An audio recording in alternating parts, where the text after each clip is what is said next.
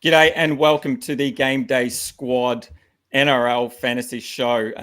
Unfortunately, my camera has just flicked off, so I'm going to try and get that back. But before I do, I'm Dill, that's Stu, and we are the Fantasy Bros. We're back again, partnering with GameDay Squad to bring you all you need to know to succeed in GameDay Squad Rugby League this season. Stu, it's Wednesday. You know what that means. Teamless Tuesday has dropped, and it's time to take a deep dive into our round 12 GDS squads. With 7 teams on the bye and obviously a plethora of Origin players unavailable for our teams, we're going to have to reach deep down into the depths of our squads and find some of the best players who are not at the top of those average lists each and every week. But before we do that, how did your squads go in round 11? G'day, Dill. G'day, viewers. G'day, listeners. Nothing like a bit of a technology fail right at the start of a stream. Hey, I'll give you a moment to get all that organised while I run through some round 11 results, mate. I spoke last couple of weeks about some back-to-back fourths. Just sort of outside of the money there in the Challenger comp, and I followed that up with a first place finish. Went back to the drawing board a little bit after those 2 fourths, and really happy to see not just my name there at the top of the leaderboard, but the Fantasy Bros logo as well. So pulling a couple of points back on Fire Breathers there, who's absolutely in red hot form and has been all season with first in both the Challenger and the Champion comp, and a couple of minor placings in the other 2 comps as well. We'll probably talk a bit more about that team shortly when we preview the GDS Cup, because I'm fairly certain he's made the final. One thing on everyone's mind, mate, did you make the final as well? Yeah, mate, the most important result from round 11 was, of course, my victory over Brian's Broncos for the Fantasy Bros to progress into the grand final. I say the Fantasy Bros because you are a big part of what I do each and every week. So I think it's a bit of a win for both of us. Yeah, obviously, I am up against that man that you spoke about, Fire Breathers. It's a bit of a rivalry there that's been brewing for some time now. We've sort of seen each other on each side of the draw, and we have edged closer, and we're finally there at that. The big final. We caught up a couple of weeks ago with Magic Round, and we got to have a bit of a yarn and have a good chat, but all bets are off. We're no longer friends. JT can, he can shove it up. You know what? And we'll wait and see how we go this week. But look, what a week we have for the grand final. We've got injuries, we've got Origin, we've got buys. It should mean that there are plenty of pot opportunities. Well, I wonder if Fire Breathers is going to tune in. You've obviously got the next hour or so to talk as much smack as you like. Feel free to do so. And then we'll see what he might be able to respond with. We've got Mel here joining us from Rome. That is pure dedication, isn't it, Melissa? Thank you so much for, I'm not sure what the time would be over there in Rome, maybe early morning, but she's tuning in from Rome, getting some GDS advice for her teams heading into round 12. Thanks for joining us, Mel. And yeah, Sif Kanga, good on you, mate. Thanks for that. Did crush it finally. Look, everyone, if you're listening to our show, you're obviously getting some pretty good information, not only that first in Challenger, but deals through to the final of the GDS Cup. Well done there, mate. So if you don't want to miss out on any of that information, make sure you're tuning in with us every single Wednesday night as we go live previewing not only the best players for the round, but also our starter or champion squads as well. So make sure you subscribe to us on YouTube, on Instagram as well, and make sure you don't miss a thing. If you haven't already, subscribe to our other socials. We post a couple of clips here and there, keeping you up to date with the latest team news and the tips that you need to succeed in GDS. And it's not too late to get started either, is it, Dill? I know the finals fast approaching for the GDS Cup, but people can still get started, can't they? Yeah, and that's the best thing I think about the GameDay Squad platform is that you can jump in at any point throughout the season and you can still win plenty of prizes. If you do want to jump in now and you are brand new to the platform, you can sign up using our promo code FBRL25. Simply head to the website, download the app on the App Store. That's both Apple and Google Play, I believe. And putting that code in will reward you with 3 9-player common packs to get your squad started. And that's probably the other really good thing. In other fantasy competitions, you've got to consider bye weeks and plan for them weeks in advance. Here, GameDay Squad, you can wipe your team, start again, and it all comes down to the cards that you own based on the team that you make. So it's a much easier platform to get on board and get involved, and we love it. So don't hesitate, don't wait, jump on board. There's plenty of cash and pack prizes to be won each and every week in the NRL season. So sign up now, join us for heaps of fun. And obviously, there is also going to be another head-to-head GDS Cup style competition in the future for the second half of the season, so you don't want to miss that as well. For all those new people that are tuning in for the first time, welcome. We love to have a conversation, have a chat, and put some of your questions and comments up on screen. So please feel free to fire them through. For the new people, Stu, what's happening on today's show? Yeah, mate, on Wednesday, we preview who we think are going to be the best players across all of the positions in GameDay Squad Rugby League. We'll reveal who we're playing in our all-bronze starter squads. And as always, we'll give our viewers a pretty special opportunity to win some cards. We gave away a Diamond Chance Nickel Clock Star just 2 weeks ago. And typically when we open up some packs for the viewers and the cards aren't that great, we generally give them something pretty good in return. So do yourself a favor, tune in, subscribe to us on YouTube, comment who you think's going to win the Bro Down Showdown, and you always have a chance to win a pretty special card. Let's have a quick preview of the GDS Cup final. We would anyway, but it's even more special since your name is there on screen as well. We've got the Fire Breathers up against Quasi's Killers, and we mentioned earlier about JT and his success in GameDay Squad at the moment. I'm just going to read you out his resume for the 2025 Rugby League season. Currently, the Fire Breathers is 4th in starter, 2nd in classic, 1st in challenger, and 1st in champion. Now if that doesn't have you shaking in your boots heading into this grand final, I'm not sure what will. But mate, how do you compete against someone of that caliber? And do you realistically give yourself much of a crack this week?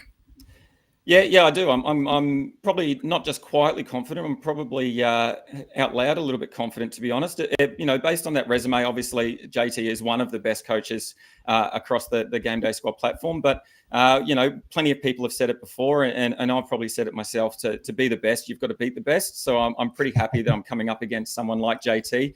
The other thing that I'm quietly confident in. The boys have trained well. We've put in the hard yards all this week, and we're really looking forward to that grand final. The key for me, though, is that JT, those four competitions there, they take up a lot of time. He's also got, his website and his Kiwi Stats man that he's working on. So he might be a little bit distracted, and he might not be considering just how important of an opposition I am. So I think maybe JT might just stumble at the last hurdle. We've seen that plenty of times before from teams that have gone out strong and then have stumbled in that last moment. So I'm pretty confident. I've got the stats to back me up, and I've got the support of all of GameDay Squad. I think look, let's not make any mistake about it. JT claims that he's a Kiwi, but we all know he's a Dragon supporter. So where is his allegiance really? And do you want him to be the true GDS Cup champion? I don't know. I'm not sure. What a rant. I'm glad to see the passion, and that sort of threw me off guard a little bit. If only JT was here to respond to that. Hang on. What's happening here? Here he is. G'day, Quasi. Oh, hey, JT. How are you, bro? yeah, good. How are you? After Good, I just sprayed you. I thought we were mates, bro. Not anymore, brother. Not anymore. Well done, make it to the GF, man. Yeah, you too, mate. Great work. It's like we said, obviously you are one of the best coaches across the GDS platform, and you've got all of that backing behind you. How are you feeling coming into this grand final? Oh, just another day at the office, man. Just another day. Mate, you're too calm. You're too calm for me. You've thrown me off. I'm flustered. Stu, you take over for a minute, bro. Yeah. So if our viewers weren't getting all the best stats, they certainly are going to get them now from JT. We may as well ask you a couple of questions while you're here, mate. Feel free to throw some curveballs since your GDS Cup rival is right here in the same conversation. But mate, have you got a lock for this week? And if you'd like to share as well, have you got someone that you think might be pretty popular, but you're gonna fade and leave out of your GDS Cup team this weekend? Yeah, I've got a couple that I'm happy to mention and for both categories this week. The lock and number one lock for me this week would be Fletcher Sharp, without a doubt. Yeah. It's basically what is available at that wing position this week. It is very, very difficult to name a second winger at the moment. So there's a clear-cut one with him, especially playing at fullback against the Panthers that have struggled at times, allowing a lot of points to that position. So he's a dead set lock for me unless he's ruled out an hour before kickoff, really. And sorry, how do you spell that? Was that sharp? S-H? It was Loser. Quality. And what about your popular fade, mate? Who are you looking at fading? Well, for anyone that's been listening to you boys for all season, it may not be a popular fade, but it does carry name weight, really. And that's Tom Trbojevic. A lot of people that may have tuned out for a week or two and may not have actually seen what's been happening is he just looks broken on the field. He's wrapped up like he's just come out of one of the pyramids. And like that knee, I don't know how he's getting around the field. So after a -2 last week and a winning performance up in North Queensland in, I'd say, fair conditions, maybe a little bit greasy, there's meant to be a lot of rain around this weekend. And without DC in the lineup, playing out at, I think, they got the Eels out at combat. No, they got the Dogs. No, they do have the Eels, sorry. They're a fair enough matchup, but yeah, is he going to carry the Manly team there? I'm not sold on it yet, but in saying that, he may be a pod in for me, just carrying name weight, but at the moment I can't see him anywhere near my squad. Yeah. And we'll probably talk about that a little bit later as well when we get to fullback. Sorry, Stu. He's definitely one of the players that we're probably looking at fading as well for really similar reasons. But as you say, he could be just one of those players that, coming off a -2 last week, he just comes in and just has an absolute blinder and shows that, maybe he should be somewhere around that New South Wales team and he might prove himself. So it's definitely an option for some players that want to take that risk. Yeah. All right. Yeah. And even that fullback position, pretty tough this week as well. There might be a number of coaches looking at not even running out 3 fullbacks and totally ignoring Trbojevic and not just plugging him as a third fullback because we are pretty low or pretty limited on fullback options this week. Speaking of this week, how about we rip into some positional previews? JT, did you want to hang around for a position or two before you duck off to bed? I just want to let Quasi know a little bit of the rundown of how it's been in the first 8 rounds, man. So I did a bit of a calc earlier on today, and I see that, you would have beaten me twice so far, and that would have been in round 2 and round 4. Yep. So, yeah, calm and collected here. Hey, there's always I'd say it's 50-50. We've both got the same sort of cards at a bronze level. It just depends on who picks the right pods, but I reckon we're going to have 12 to 14 players the same as probably usual, and it's just those additional 4 or 5 players that will, make it or break it for one of us. And what do you put that success down to, mate? You got anything behind the scenes that you're currently working on that you want to share with the viewers? Yeah, I do a lot of work in the analyst space sort of thing, and I'm launching something called the Stats Lab at the moment, which is only on Patreon. We're in the process of building up a website with going to be a lot more user friendly than what Patreon is. It's just what we want to try and get on Patreon at the moment is that membership up with the free membership, get the community going. So when we actually get this launched, it's going to benefit any GDS user moving forward. So it's just a stepping stone in what we're moving towards. So that we can be found at the Stats Lab. And what I'll do later on tonight is I'll put something in the main chat of Discord with one of the latest articles on there or a link to it with a code that will give you a discount up through to the 31st of May to sign up. So you can either be a paid subscriber or a free subscriber. Either is absolutely fine, no pressure, whichever you prefer. But if you do decide to be a paid subscriber, then there is a code that you can use to get a discount. So I think Dill will be refreshing that Discord page. Hoping to find that link as soon as we jump off here. Michael Cozzi thinks that you might be throwing a bit of a curveball by telling everyone you're going to fade Trbojevic, but actually put him in at the final minute. What's the percentage chance of that, JT? Is it close to 0? It's under 10. Yeah. If you actually see that, so you'll see where I've got them ranked. I've got them ranked 7th out of 8 fullbacks this week that got the fullback designation. So if you look at the 10 fullbacks, you've got Averillo and Sharp that aren't 2 of them. There's only Iongi that have got graded below this week, which is pretty steep at the moment. But that's just a numbers point of view. It's not really carrying the turbo weight, which I may bump them up as the week goes on. But at this stage, that's where it's in for me. Yeah, I think that's a good call. Beauty. All right. Well, thanks so much for joining us, JT, and great to have a bit of insight from you heading into the GDS Cup final. Any final words for Dill? No, man, it's going to be a great battle, man. Really looking forward to it. Looking forward to the banter over the weekend. As I said to you, sent your message today. Like, no word of a lie. I'm fading Cleary this week. You can blame me if you want. So yeah, go for it. I will be fading, but it's good to see Kiwi in the final, and up the Kiwis. Yeah, good on you, mate. Thanks for coming on and joining us and sharing some insight. And make sure everyone get along to that Stats Lab. It's some unreal work that JT's putting in. Good on you, mate. Thanks, and good luck for the weekend, and good luck for the GDS Cup.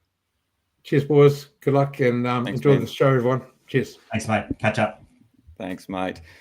Alrighty, before we jump into our usual player discussion and our positional preview, obviously round 12, first major buy round, some massive outs, some massive ins. Stu, do you want to run through some of the teams that are on the buy and then some key players that are missing? Yeah, just really quickly. Obviously, those that are quite around their NRL and their fantasy sports will know that there are a number of teams on the buy and will be throughout the next sort of 8 to 10 weeks due to the origin period. So it's really important that you are aware of those teams that are on the buy and also the players missing due to origin selection. So teams on the buy are listed on screen, and for the audio listeners, there are the Bronx, the Cowboys, the Dragons, the Rabbitohs, the Storm, the Titans, and Tigers. So usually we have a number of players from those teams in our squads weekly, but we have to exclude all of those teams when we're building our round 12 team and make sure we're only putting players from the 10 teams that are playing. And even though there are 10 teams still playing, we're without some of the origin stars, and there's only a few names there on the screen. There are plenty more, but we can't pick the likes of Cleary, Ponga, the Hammer, Mitchy Moses, Hutto Young. We're all scoring quite well. Their teams are playing this round, but they'll be unavailable due to origin. So make sure you've double-checked who is and who is not playing. Dill obviously updates the Discord page about an hour before every game as to any late changes that might have occurred to the 17, but you probably need to be up to date with the 17 as well to make sure that you're not fielding anyone on the buy or any origin players. Getting a donut in any of the 4 comps makes it really, really hard to catch up, doesn't it? Yeah. There's nothing worse than thinking you've made a change and then you open the app 10 minutes into the game and you've got a player there that is not playing, that's been ruled out or whatnot. So yeah, that's a disheartening feeling. You don't want that to happen. So yeah, if you're not on Discord yet, make sure you search up the GameDay Squad Discord. All the links can be found at the website, etc. So make sure you do that. So, alrighty, let's jump into our positional previews. And with buys, with injuries, with origin, our options are limited in a lot of positions, and I think it's a pretty simple one for me this week at hooker, and it's just continue to run Blake Brayley. I think he's done enough over the first 11 weeks or first 11 rounds to just show us that we're going to get 50 points from him through his base stats alone, and then maybe a couple of extra here and there for a few attacking stats. I think that's pretty much the long and short of what we get from Blake Brayley. The positive from last week, I think, is he looked like he was stepping up his running game a little bit. It didn't translate to points necessarily because he was still passing the ball before hitting the line, but it looked like he was getting out to try and attack from half a little bit more. So potentially that might result in a few more points as well, particularly those sort of attacking stats that we like to see with Brayley, potentially that short ball to Adam Fanua, Blake, etc. If he can exploit either side of the ruck and increase those run meters, I'll be pretty happy with that. But yeah, 50 points from Blake Brayley and move on to a more exciting position, I think. Is that sort of where your head's at as well? Yeah, spot on, mate. Not a sexy pick whatsoever, but he's not going to pump out the numbers that sort of we saw from Appy last week with those 2 tries. One from about, he'll tell his mates it was 90 out, but it was more like 40 or 50. But they had a massive 100+ game. We probably don't sort of get that from Blake Brayley, but what we do get is a lot of consistency, plenty of tackles at a really high tackle efficiency. You'll see when we talk through a number of positions, there's going to be a bit of a theme, particularly for my team, be loading up on plenty of Sharks players. They are playing a Roosters team that have a plethora of players out, particularly through the middle. They've got a almost completely or entirely new look forward pack. So that's where someone like Blake Brayley is really going to take advantage. With his running game, his ball playing close to the line, that sort of thing, he's going to be really dangerous. They've got, Collins, Crichton, Watson, Afahu White, and more out. Pretty inexperienced pack. I expect plenty of points there from the Sharkies. And, even if Brayley doesn't, cross the line himself or put a couple of big boys over, he's still pumping out that 50. So let's lock that in. Even if he doesn't be the top scoring hooker of the week, he's probably not going to to miss that bigger score by too many. So happy to plug that in and move on.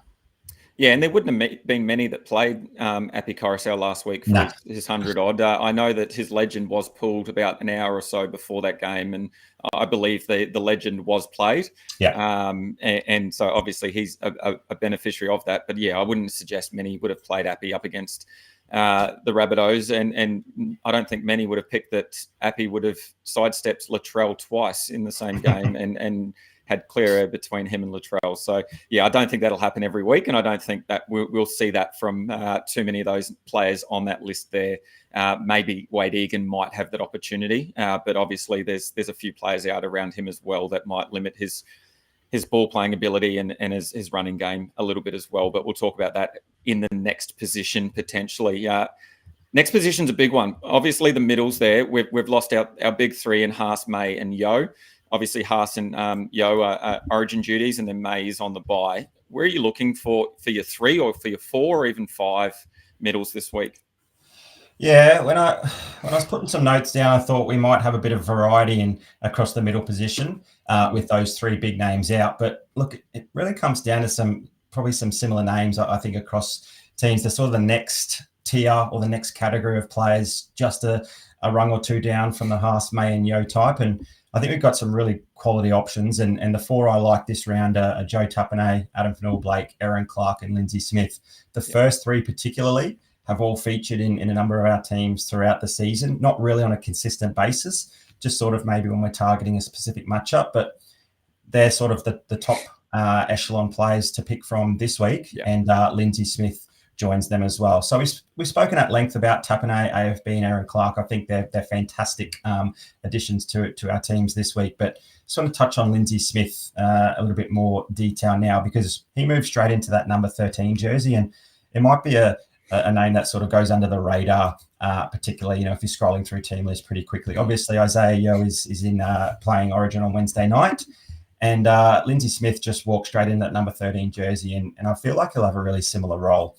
We expect him to play close to 80, if not, but we do know that he'll pump out plenty of work.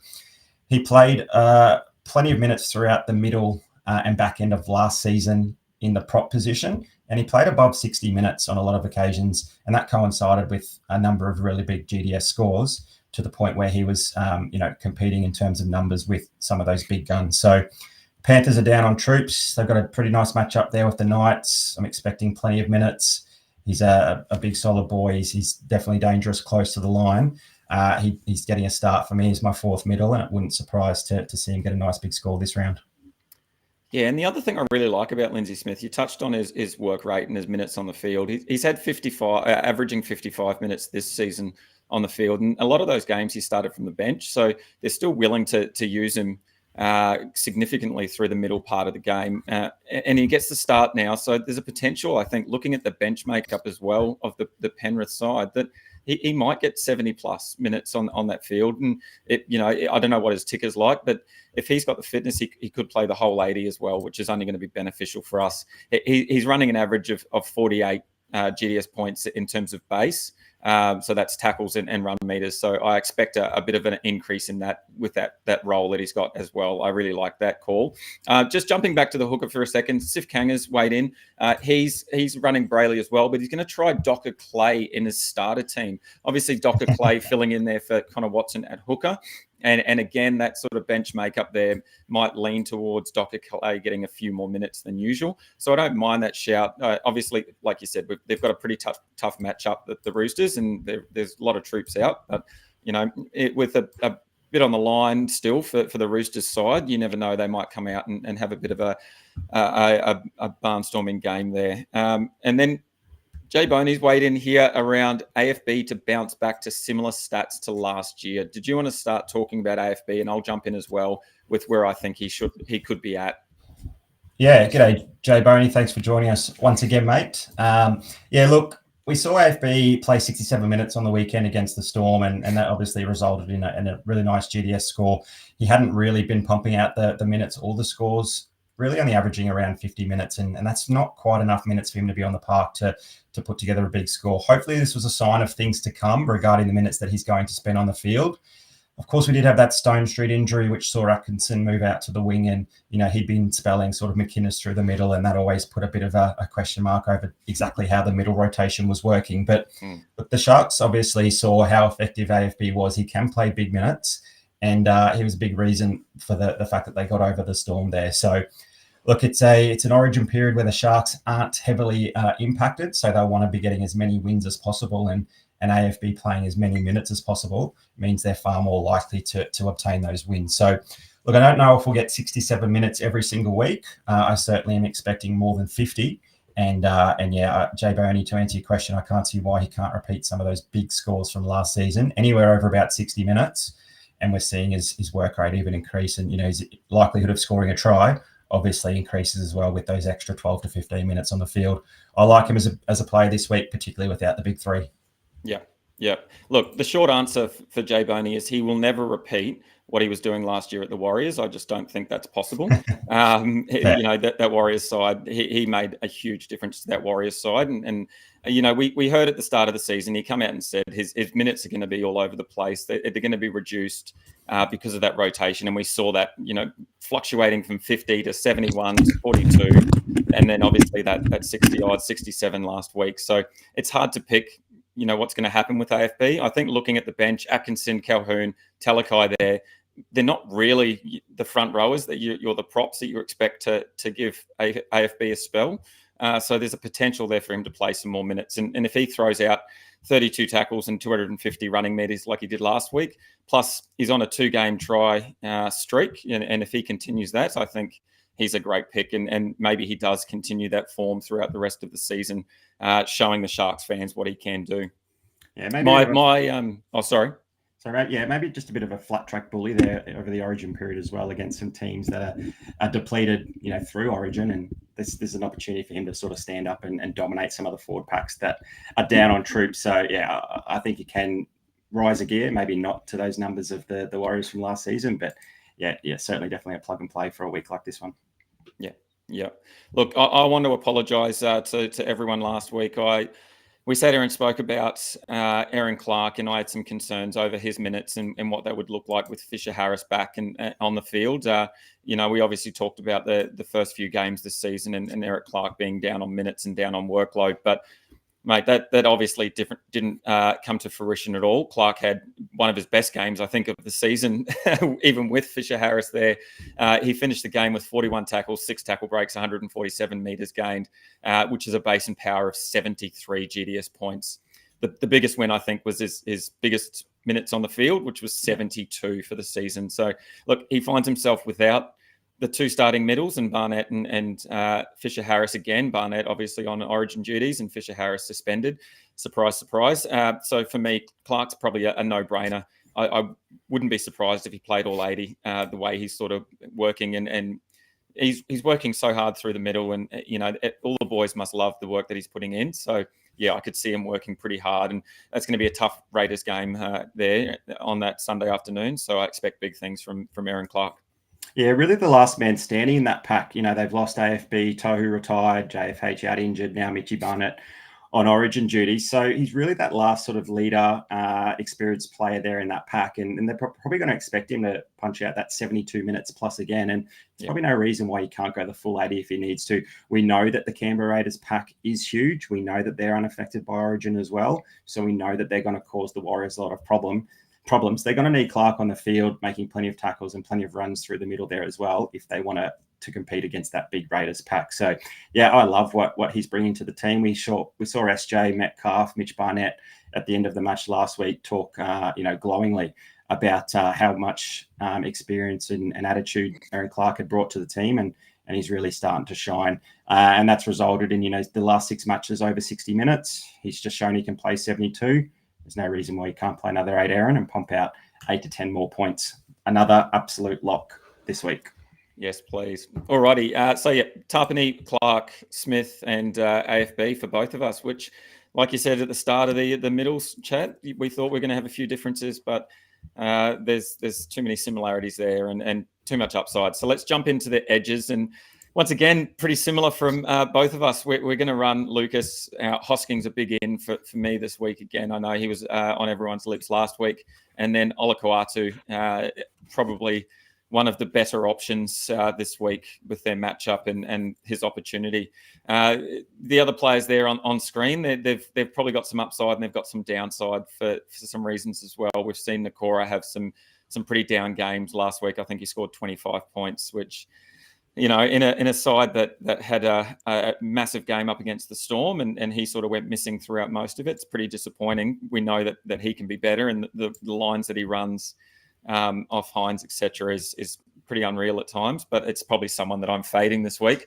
I think I'll just stick with the tried and true method of Lucas. I think he's a must start no matter what. Obviously, last week we saw him move to centre and a few people jumped off him, and there's a pretty good reason. Then for that, we saw his probably worst game of the season, GDS-wise, in terms of 40 points. That's his lowest score. But look, I still have no concerns over running him out. He's back to the edge. The Panthers will be a tough matchup on paper, but we know Lucas continues to work his ass off on the park. And, of all the teams playing, the Panthers are ranked third for points allowed to right edges, which is averaging about 42 GDS points. So I'm more than happy to run Lucas. Is that pretty similar to you? Yeah, look, I didn't play him last week when he was named in the centre. I took him out of my team when that news was dropped. Pretty happy with that. Found a couple of extra points in another player. But look, I just keep an eye out for those team lists now beforehand. There is every chance that he does move to the centre, and that would probably turn me off him, coupled with the fact that we do know he is suffering with a bit of a shoulder injury. Now, the good news is he wasn't named on the Newcastle Knights' injury report on Monday, which is obviously promising. But look, the word is that he suffered a pretty similar injury to Toby Couchman. Now, Toby Couchman played through and sort of managed that injury for 2 or 3 weeks. We saw him clutch that shoulder a couple of times leading up to the match where it actually left the field and couldn't return due to the injury. Now he's out for 3 to 4 weeks, getting some rehab done on that. So because the injury is similar and there is a high chance for the re-injury risk, there's every chance that, particularly if he goes to centre, he's probably definitely not going to find a way into my team. And look, if there's any hesitation or any word out that he's still, not quite 100% fit, he's probably not someone I want to put out there and see him on the field for 20 minutes and then get subbed off like Couchman. I played Couchman that week. I think you may have as well. In saying that, he's not on the injury report. There's no real word out saying that it's affecting him at all. But a couple of good minds out there, like the NRL physio, have said, it's identical to Toby Couchman. It ruled Couchman out of that match, and now Couchman's out for a month. So let's hope Lucas gets through unscathed, 80 minutes on the edge, every chance of an attacking stat.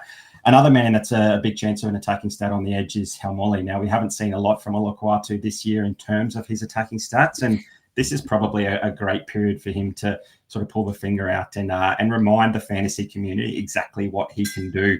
He's averaging sub 50 now. I cannot believe that that's occurred after 12 weeks. I don't think he's going to average sub 50 by the end of the season, which means he's going to start putting together a couple of big scores. Manly are all but, they've only got one Origin impact, and that's obviously a big name in Cherry Evans, who plays alongside Helmolly. But look, other than that, they're really unaffected, minus the Gerbo concussion. So look, I think Manly are going to have a number of big weeks, and if they're going to do so, it's probably on the back of a Garrick and a Helmolly on the right edge there, and probably Turbo bouncing up here and there. So look, he's going to average more than 50 at some point. So why can't those big scores occur now? I'm liking the upside against that Eels team without Moses and Lomax. They leak plenty of points anyway, and they're the heart and soul of the team. They really fire the boys up and instill a bit of confidence in them. So I'm thinking Manly might be able to roll over the top of them, and Helmolly and Garrett could cash in. Yeah, it's interesting with Helmolly. Look, I had a look in terms of Turbo being in and out and how that affects Olakau'atu's output. He's actually averaging 55 in base and power through tackles, run meters, and tackle breaks. Whether Turbo's healthy, injured, out of the side, whatever, it's exactly the same. So I don't know if Turbo plays a massive part in the way that Olakau'atu attacks oppositions and accumulates points. Obviously, it's an upside if we've got Tommy Turbo sweeping on that right side, and you've got Garrick and Saab outside of him as well. That can only be beneficial. But even with Turbo on one leg, it doesn't affect Hamoli too much. But I'm saying that obviously it's the demerits then that's sort of letting Olakuatu down a bit. Averaging 55 there in base and power, but then averaging less than 50 overall by the end of the match is pretty disappointing. The other thing that's disappointing is his try scoring record's really taken a nosedive this season. Last year he's averaging a try every 3 games. However, at the moment he's averaging a try every 5 games. So if you look through this sort of origin period, he's been dropped from the side. He probably has a bit to prove. He's got some potentially softer matchups. Maybe, if he can grab a couple of meat pies throughout this next sort of month or 2 of footy, I feel like he'll be back on the lips of most coaches in GDS, and then hopefully we can just cash in early and get a couple of decent games out of him before everyone's back around him. So all I'm hearing is that he's due for a couple of tries. Definitely. And it could be as early as this week. We've got Tommy H in the comments. G'day, Tom. Thanks for joining us. He's saying, Liam Henry, starting second row for the Panthers. Yeah, absolutely. Someone that had 3 games on the edge for the Panthers last year around this sort of time in the season, and he was fantastic. He gets through plenty of work and he breaks plenty of tackles as that bigger body out there on the edge.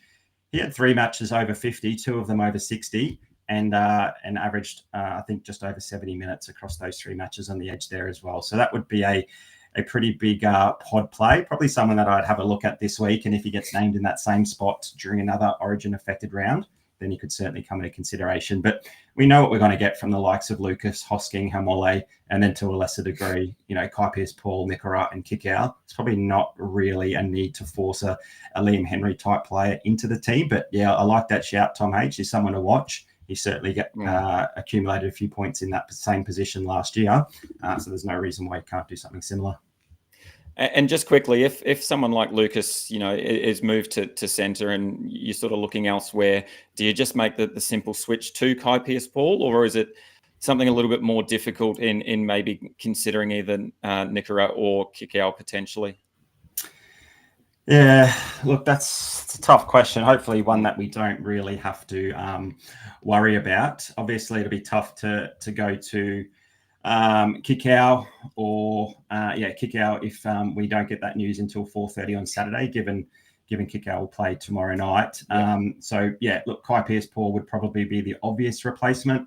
There'd still be, Nicorat available the next night. Like you said, he runs amazing lines off Nico Hines. If there's a week to target the Roosters and particularly their forwards, it's certainly this week with so many of those big names out. So, yeah, look, if Nicorat runs a couple of nice lines and chase some kicks like he always does with a huge amount of energy, then there's no reason why, he might be able to find the try line and score a nice big score as well. So, yeah, a few options after the Knights run out there. If there isn't Lucas named in that 11 jersey, we still have a few pivot options, and there are 2 pretty good ones on screen there.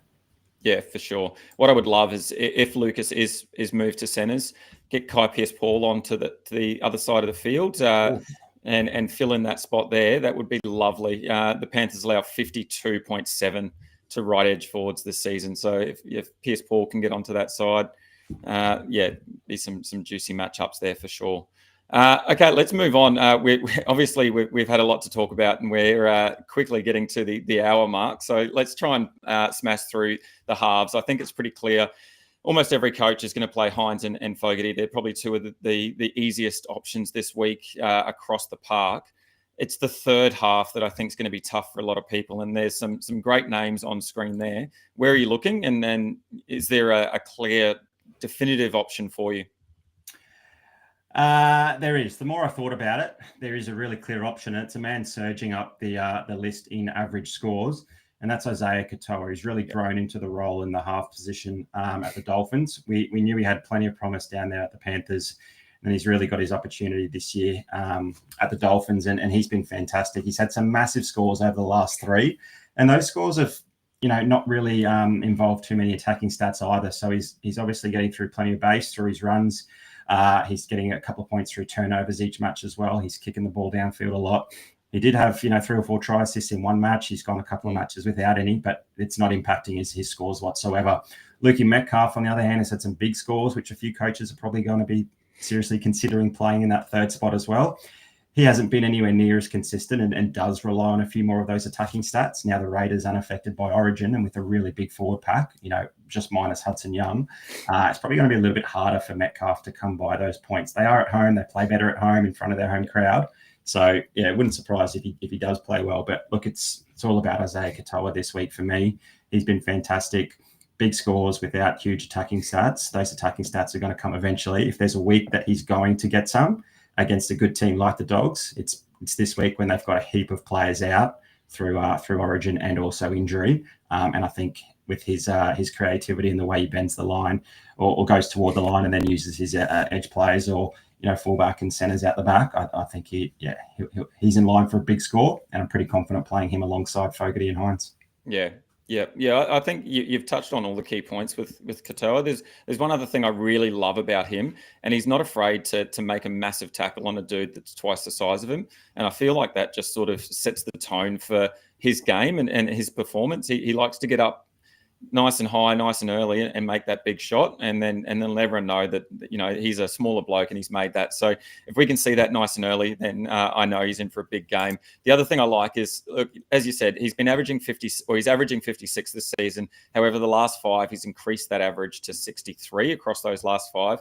And the teams that he's done that against include the Warriors, the Eels, the Roosters, but the Raiders and the Storm. So, 3 pretty big out of those 5, 3 pretty big defensive sides where on paper you'd go, oh, it's a tough matchup for a half, but he's gone out and he's scored really well against those teams the last few weeks. And on the flip side then, as you said, Metcalf, he needed 3 tries to crack 100 against the Cowboys the other week. That obviously looks on paper, like his average is much higher than what it is. Similar to Izzy Katoa, he's averaging 54, and his rolling average at the moment of the last 5 weeks is 66. So, similar numbers there in terms of averages, but it's the way that Metcalf accumulates those points. And don't get me wrong, I love Metcalf as a player. I love when he runs the ball, but I'm also just a bit nervous about the Raiders. They've been super strong against left side halves this season, allowing only an average of 28 points to that side of the field, to that half position. So it gives me a bit of hesitation playing someone like Metcalf.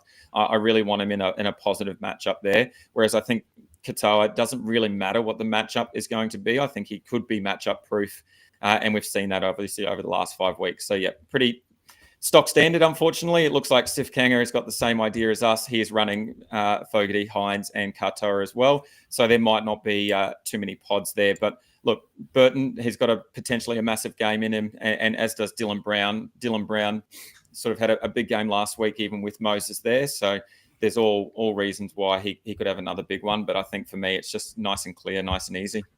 Quick bit of trivia. I know you love your trivia. Sure do. Which half in the competition has the most kicking meters beside their name? Oh, it has to be Fogarty, surely. Doesn't it? Incorrect. Katoa, 50 kicking meters ahead in the same amount of games. That really surprised me. Now they're both averaging Fogarty 58 to Katoa 56. The big difference is Jamal Fogarty has kicked 47 goals. How many goals has Isaiah Katoa kicked? Zero. So, look, really close in averages, and we're saying that Fogarty is just about a must-start every single week because of that goal kicking all season. Katoa's averaging just shy of him now, and over the past 4 or 5 weeks, like you mentioned, that average is 6 or 8 points higher than Fogarty has been all season without the goal-kicking duties. Wouldn't it be great if something happened, not injuries or anything, but maybe a suspension to Azarko? I'm not sure off the top of my head who the next kicker might be, but there's every chance it could be Isaiah Katoa. Imagine a goal-kicking Katoa. That might be Nathan Cleary-esque. You know who else would be a great option there is someone that we're about to talk about in the centres. Imagine if Kirby Farnworth got good the ball segue handed to him. That would be an absolute dream. Farnworth, obviously, he's just a must start. He's matchup proof. We say it each and every week. He's the first player that I pick in my back line for sure. He's on another level compared to any other centre in the game, or almost any other centre in the game. He's averaging 16 tackles per game, 166 running meters, 6.5 tackle breaks per game, 2.5 offloads per game, and he currently has a try streak of 5 in a row. That is 1 try every game for the last 5 games, not to mention the couple of games earlier in the season that he scored as well. And look, same again, those teams that he scored against, Warriors, Raiders, Storm, Eels and Roosters, 3 out of those 5, some really good defensive sides, and they're near the top of the table along with the Bulldogs as well. Excuse me, I couldn't think of that last team. So I think, Farnworth got every opportunity here. It doesn't matter what the matchup is. It's just set and forget. Maybe he needs a tough matchup because that's when he shines. Now, his matchup this week, it's the Dogs, but it's also probably going to be up against Blake Taff. Now, what are you saying? Oh, look, Blake Taff is obviously a tremendous professional athlete and a fantastic footballer, but look, I think Herbie Farnworth will be absolutely licking his lips if he's seeing poor Blake Taff standing opposite him. Certainly does not have the size or the lateral movement that someone like Herbie does. I can see a monster score if Herbie gets plenty of decent early ball. He's going to run rings around poor Blake Taff. We've seen him do it against a number of really high quality defensive sides. Given Blake Taff and a depleted Dogs, there's no reason why he's not going to score big. We know that Herbie's going to score well. We know that he's a plug and play each week. The other guys that are really close to plug and plays in the centre position is KL Iro. He's obviously pretty red hot form in terms of tries. He scored hardly any last season. Looks like he's scoring one every single time he takes the field. So for me, we've talked about the Sharkies matchup. Despite a little bit of maybe weather around, I still think this is a match where someone like Iro will take advantage once again. And I also am considering a third centre. We've played 3 fullbacks every single week, but I really like Ruben Garrick there on screen as well. We've talked about goal-kicking centres and how nice it would be to see Herbie Farnworth get the tee. Well, Garrick kicks the ball off the tee, but so does Paul Alamotti. Now, what's your thoughts regarding centres? Are you going to play 2, 3, or even Alamotti as a 4th? Yeah, look, I have looked at Alamotti, but I think he sort of burnt me those couple of weeks where we were red hot on him and he had some really juicy matchups and he just didn't perform at all. And then the game that we got off him, I think he had a big score there. So I'm a little bit off him at the moment, but I agree. KL Iro is just, again, if Farnworth's on another level, Iro's like one step below him. I think he's really improved his game and he's putting out performances that we're not really used to in terms of that try scoring ability. He scored 61 points up against the Storm last week. And we continue to praise the Storm defense, but Iro just tore them to shreds. And now he's coming up against that depleted Roosters side. Marky Mark potentially into the centres there opposite him for the Robert Toya, who's obviously made Origin. And I think there's been some defensive issues there for Nawazi. So excuse me. He's missed 7 tackles in 5 games. So when he's played at the centre position, so it could really just get a few more tackle breaks in and maybe even continue that try scoring streak that he's on. What is it, about 7 games in a row or something like that Iro's got to try. Yeah, any juniors out there who want to look at how not to defend need to tune into this game and look at how Mark Nwanganituase and Dom Young combined together in defence. Dom Young's back there on the right wing, and they were an absolute basket case at the start of this season. So that combination is formed again. They do not make good reads. They do not work well together. There is plenty of opportunity to score down that left edge. So that's an opportunity for Iro and Mulatalo to take advantage of as well. Averillo against his old team. Jay Boney's asking.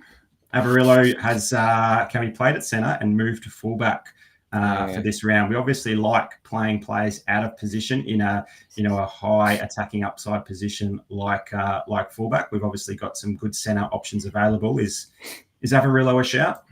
Okay, bit of trivia for you. Which team has limited fullbacks to the least number of points this season?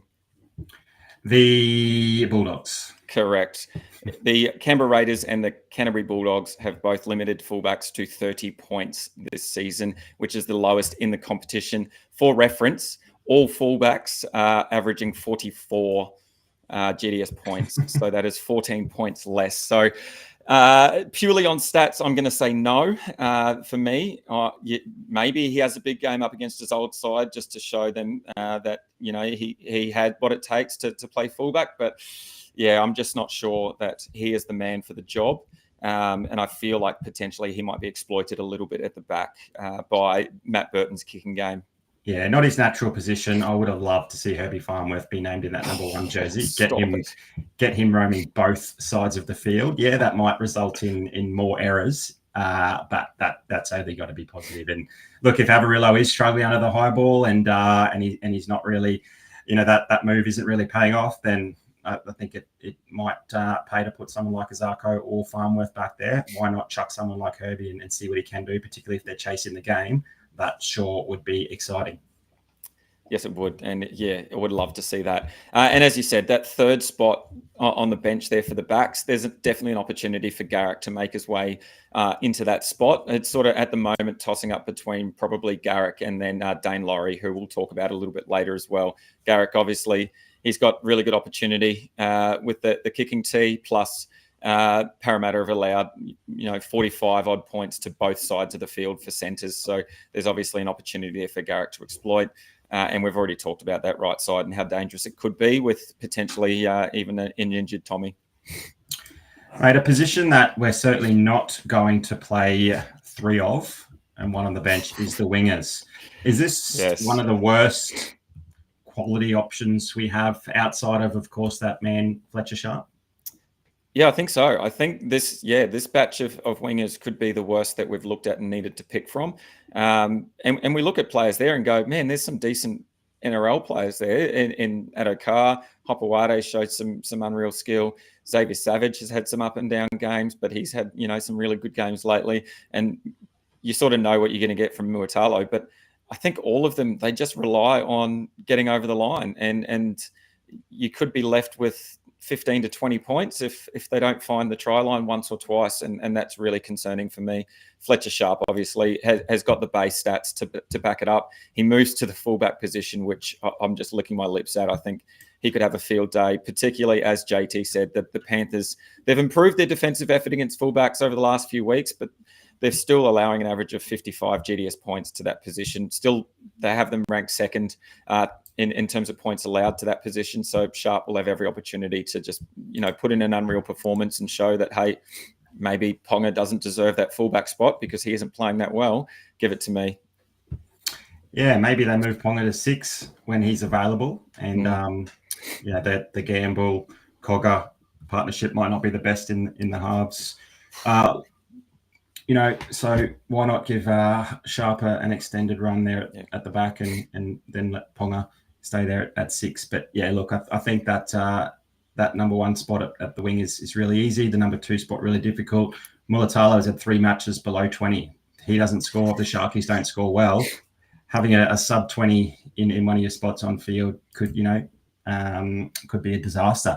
Yeah. Do we look at someone like maybe a Harry Hayes? Is he even playable to start with? And locking in a 40-point score into your wing, it's not going to be 50, but it's probably less likely to be 30. Yeah, I still don't think he's playable in GDS. I'll have to double check. I haven't seen a card of him, so if he is, and you do have a bronze card of his, hit me up. I would. There's love a diamond on the transfer market. There you go. So he must be playable. I haven't seen one at all. There doesn't look like there's one on the market at the moment. So it must have been claimed. I checked yesterday, and there was one. There you go. A little sneaky claim there. Harry Hayes obviously playing out of position as well. He's got a good opportunity, playing for a good side. And there's definitely potential for him to score, like you said, hitting that 40 and running away from it. But I'm actually looking at potentially one of the Raiders wingers. The Warriors have allowed an average of 47 points to both sides of the field, both wingers this season. So there's no clear-cut winner there for the Raiders on either side yet. Xavier Savage is probably the pretty good option for me, just because we've seen probably a little bit more from him in terms of base stats. But yeah, the other options, Montoya is an option. I hate saying that out loud, but the Dolphins allowed an average of 50 to left wingers this season. The Bulldogs continue to play some great footy. And Montoya, he's sort of, he's used quite well in the first couple of hit-ups. He likes to have that run from the fence and have a big run early. So, there's opportunity there for him to make some great base stats through his run meters, and then potentially some tackle breaks as well in that first contact on, at a broken line potentially. So, yeah, those sort of the two players I'm tossing up over. I'm a little bit concerned going with someone like Ronaldo Muatalo, who, is in the Sharks, and we've just talked up how well the Sharks should play, but we've been burnt so many times by loading up on a team that looks like a great matchup on paper, and then they just spit it back in our face. So, yeah, I'm a little bit concerned about Muatalo, and more likely I'm going to lean to someone like Xavier Savage. But at the moment, it's actually, to be honest, on my starter squad page, it's actually blank. I don't have a player in there yet. And that's not trying to pull the wool over JT's eyes or anything like that. That is honest. I haven't made a decision, and I won't probably until kickoff or just before kickoff tomorrow. Nor has Sif Kanger. He's got Sharp and no idea who else. So we haven't been able to help him. If only Tamale was available to be played as a winger. He's obviously a centre for GDS, playing on the wing for the Raiders there. He would be a great play with his base and likelihood of some attacking upside there, and some good stats for wingers against the Warriors. But yeah, we can only put him in our centre spot, and we've already spoken about a number of really good centre options. So anyone in the comments, if you've got, Sif Kanger is saying Hiroti coming in for Sam Stone Street. We expect him to line up there on the right and playing outside in the likes of Hines, Nikora, Ramian is obviously going to be pretty good. We just have to double check that he is available as a winger. He may be a centre on GDS, so he wouldn't be playable as a winger. And again, we've got plenty of good centre options. But I think we've spoken far too much about a position that really is pretty gross. Should we move on?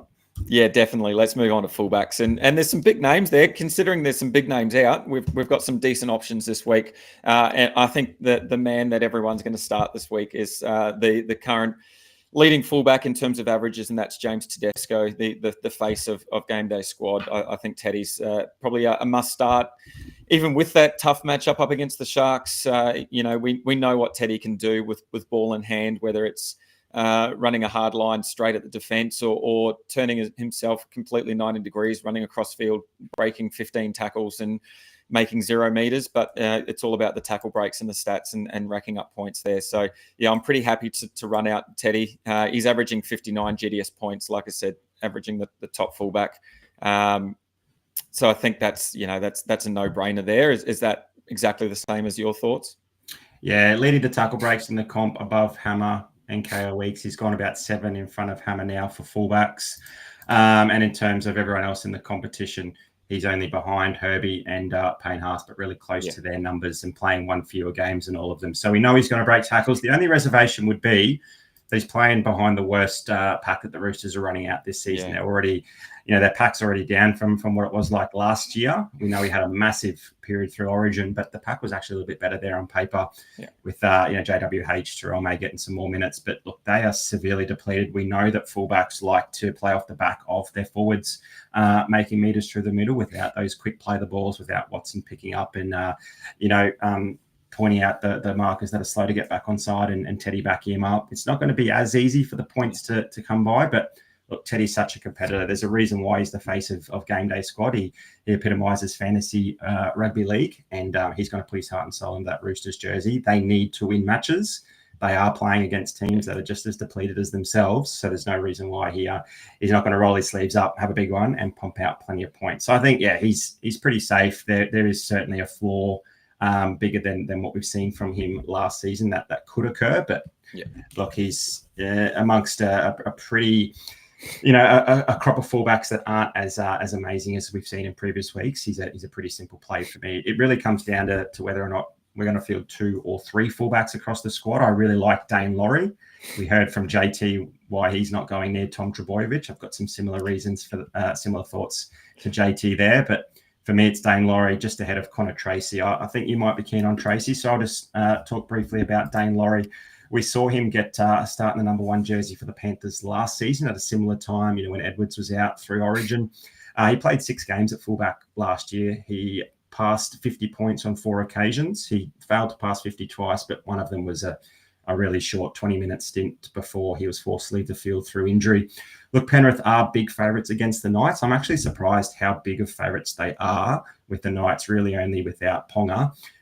So I don't really see it being a blowout, but I do see Laurie getting plenty of running meters. He breaks plenty of tackles as well, because he just works non-stop, a bit like, Edwards, To'o, Teddy, through the middle, just churning out a number of base. In those 6 games last season, playing at fullback, he averaged 215 running meters.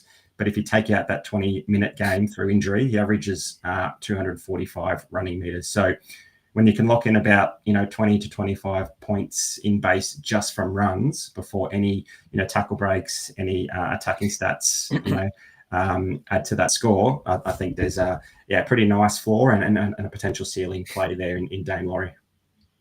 Yeah, and you have a look at the Knights' sort of left side of the field, that new centre wing pairing of McCarthy and Hunt, or what I assume would be the left side of the field, as well as their new halves pairing in Cogger and Gamble. What is that, their 4th halves pairing of the season for the Knights, or 3rd?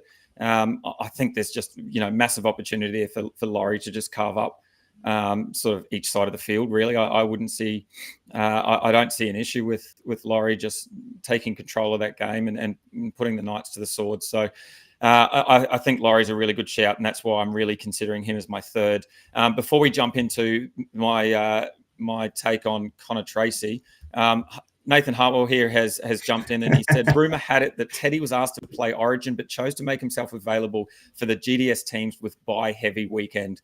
Look, we've met James Tedesco, and he is one of the nicest blokes I've ever met. I wouldn't put it past him to want to make himself available for all the GDS coaches and the GDS Cup final.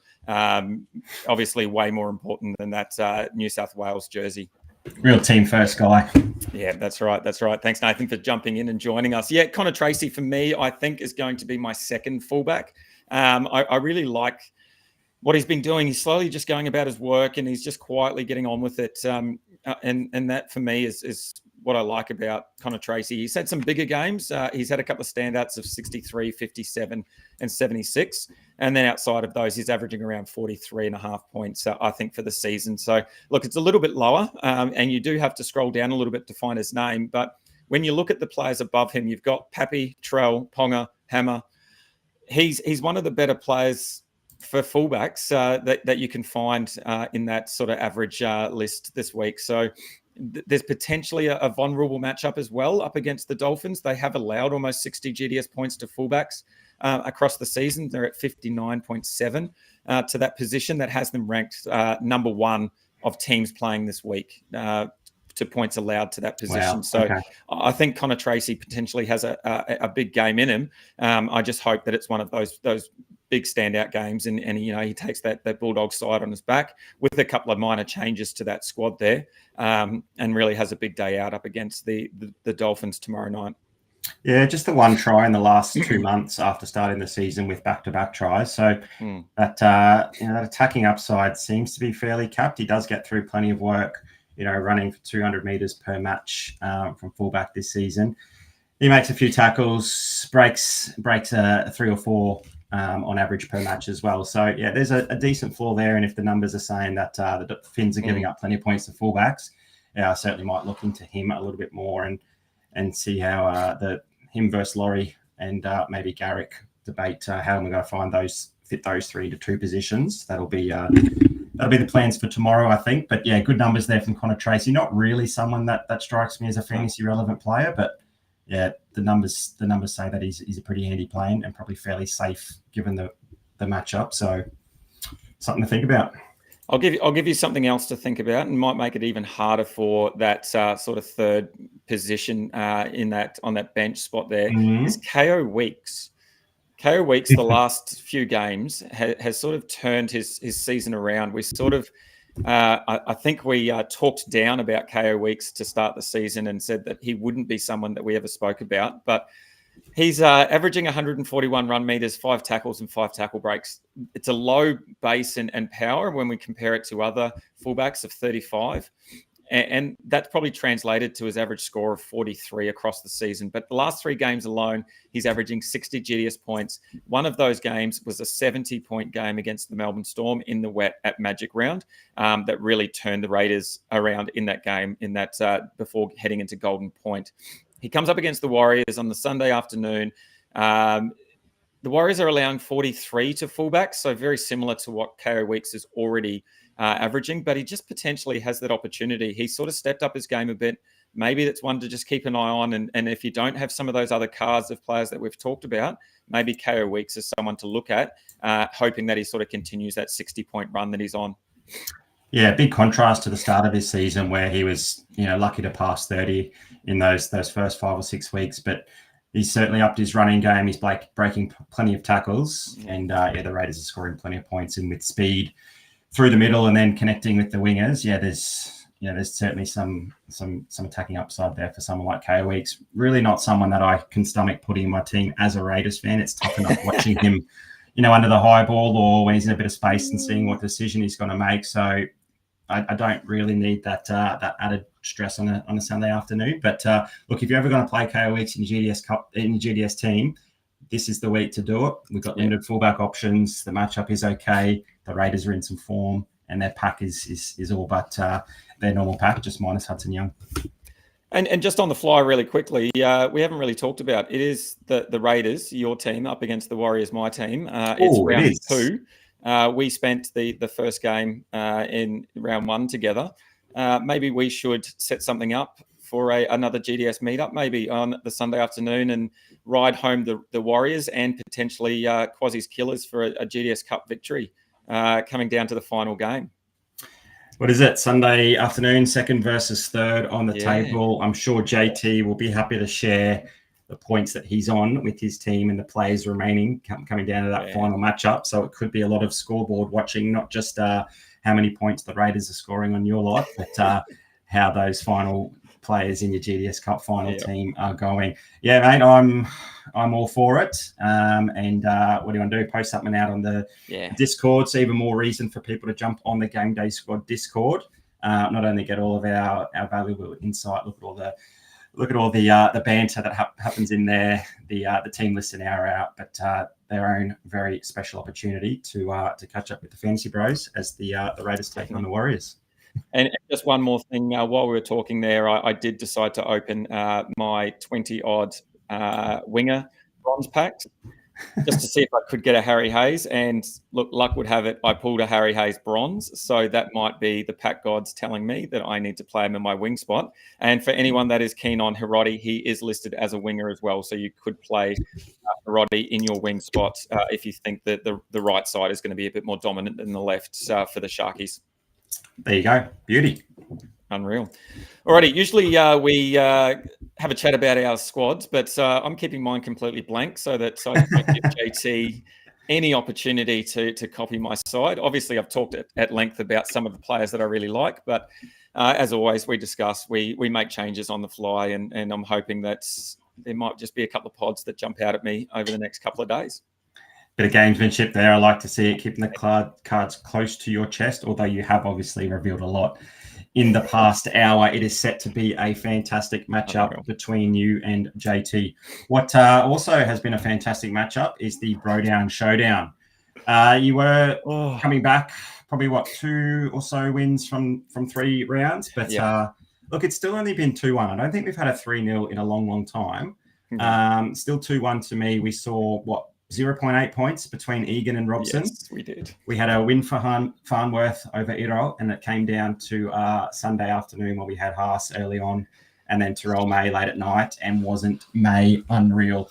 If he certainly was staking his claims for the Origin. Look, I haven't checked the Blues teams yet, but he's guaranteed a spot in that Blues team, isn't he? After that performance? I thought he was a Queenslander based on some of the comments that he was making. Yeah, look, that was incredible. I'm sure you want me to move on from that screen pretty quickly. Do you want to let the viewers know how they can get amongst the prizes? Yeah, definitely. So each and every week we run our Bro Down Showdown. We pick 3 players, and you comment who you think is going to win the Bro Down Showdown. If we have a winner that is 2-1, we then open a pack, and one of those cards are going to go to the viewers. So those people that commented on Stu this week, that Stu would get up, you should be able to see yourselves on screen on the wheel. So we've got Nathan, Jay Boney, Skip, Adam Gregson, Mel's Misfits. Mel, I'm disappointed. Usually you're a big fan of mine. Tom H21. She was sick of going for you all the time. And Sif Kanger. So I'm going to spin this wheel and we will find out who's going to get one of the cards that Stewie pulls. Here we go. Oh, it is that man, Jay Boney. Unreal. Go on you, Jay Boney. Unreal. All right, and I'm going to switch across now to my screen where I have pre-opened a 3-player rare pack. So, Stu, where do we want to start? Where do you want to give? Which card do you want to give to Jay Boney? All right, I do know that Jay Boney is a new player to GameDay squad this year. So let's give him the right-hand card first. Let's see who's on the right. Okay, so we've got a gold card there, and it is Kalen Ponga. Oh, big start to this pack. What an unreal card to pull. Great stuff there.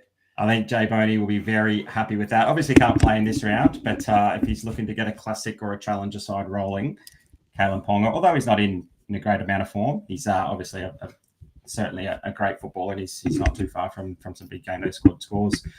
Look, depending on the other two cards I get, I might see if I can add to Jay Boney's collection.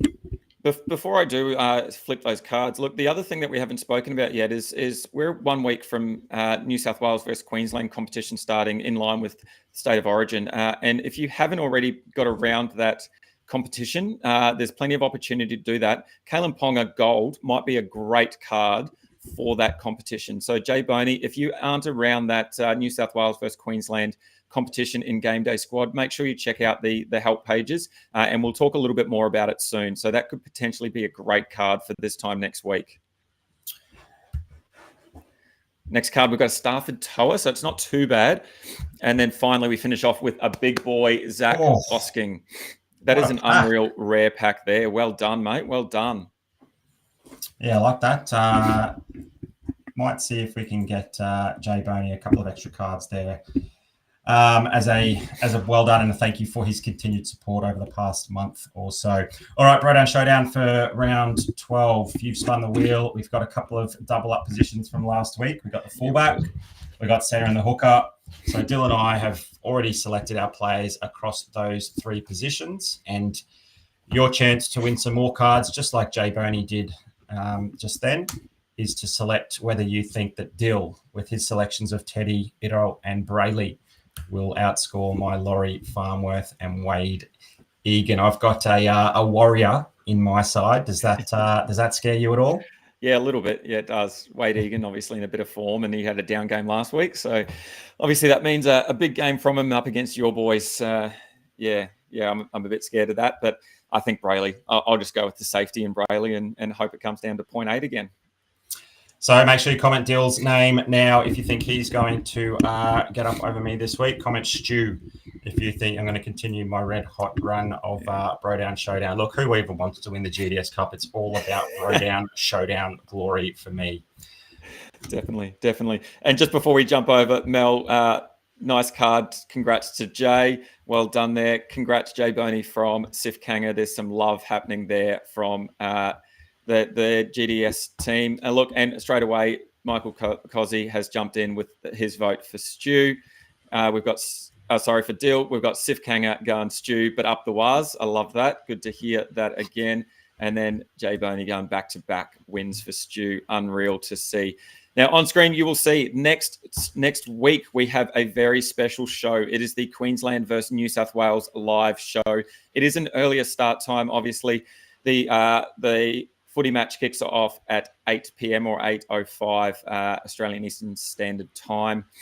So we are going to kick off at 6:30. We're going to have a massive show previewing the Queensland versus New South Wales competition. As I said, if you haven't checked it out yet, make sure you jump onto the Discord. Make sure you go and check out the help links on the website, and that gives you a really good rundown. Essentially, it is a separate competition. The 3 games of Queensland versus New South Wales. You can set your team. There are some special Queensland versus New South Wales Origin players that you can pack. They will be in packs. The 2025 packs, I believe, will be coming out very soon. All of the 2024 have been sold out, but there are plenty on the marketplace as well. So you want to get those cards into your team. I believe they run usually as a 1.2 times multiplier, but for Origin, they are a 1.4 times multiplier. So massive opportunity there to potentially play a pod. And there is a salary cap with that competition. So make sure you check out all the details there. We've got Nathan saying Dill's going to get the win up with a cheekity little 2-point win. Not sure what he's trying to say there, but he's certainly in your corner this week, Dill. Michael says good luck in the GDS Cup, Dill. A lot of us echo that as well. And Matty is on the Stu train as well. Unreal. Well, that is our show. That is it. We have previewed the GDS Cup, and I'm unfazed by JT and his smack talk. I am keen, ready to go. Like I said, the boys have trained hard. I think I've got a great squad that I've put together, and I'm not going to let anyone know who my secret players are. I could have been fooling everyone the whole time, just knowing exactly what Stu is going with. So you'll have to wait and see. So keep an eye on the Discord over the weekend for all the updates, both team lists and the little bit of banter that happens between JT and I. I'm sure that will be on Discord as often as we can. And then keep an eye on a bit of advertising around potentially the Sunday afternoon catch-up somewhere in Brizzy. We'll be pretty keen to watch the Warriors take on the Raiders in the top of the table clash. Thanks, Stu. Thanks for JT joining us as well. Thanks for everyone that commented and joined us in the show. We love having you. We really appreciate all the support. Have a wonderful week. Good luck in round 12, and we'll talk soon. Good luck in the GDS Cup, mate, and good luck.